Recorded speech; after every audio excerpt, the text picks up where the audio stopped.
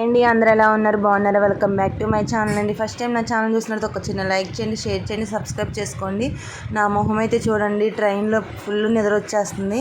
సరేలే అని చెప్పి నిద్రపోయిన తర్వాత లేచి చూస్తే చక్రాలు అయితే కనిపించాయండి. ఈ చక్రాలు ఎంతమంది తెలుసు కామెంట్ చేయండి. ఇవైతే 20 రూపాయలకి ఎన్ని పెట్టారు, 8 పెట్టారండి.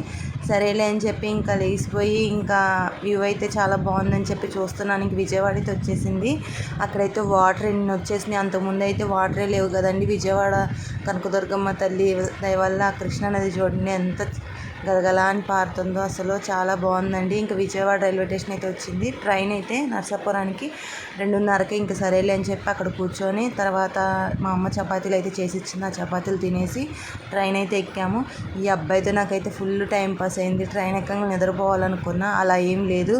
అసలు ఎన్ని ముచ్చట్లు చెప్తున్నాడో. అసలు అంతర్వేది దగ్గర అంట, అయితే వాళ్ళ అమ్మ దగ్గరే ఉండి చదువుకుంటాడంట. సరేలే అని చెప్పి ఆ అబ్బాయితో ముచ్చట్లు అయిపోయినాయి. ఇది పాలకొల్లు దగ్గర అండి. వ్యూ అయితే చాలా బాగుంది. అన్ని చెరువులే ఉన్నాయి పాలకొల్లు దగ్గర అయితే. ఇంకా వ్యూ బాగుంది, కొబ్బరి చెట్లు అవన్నీ ఉన్నాయని చెప్పి ఇంకా అక్కడైతే తీసాను. ఇంకా పాలకొల్లు స్టేషన్ అయితే వచ్చేసింది. ఇంకా నెక్స్ట్ స్టేషన్ మాదే నరసాపురం స్టేషన్. ఇంకా వచ్చింది, మా హస్బెండ్ అయితే వచ్చాడు తీసుకెళ్దామని.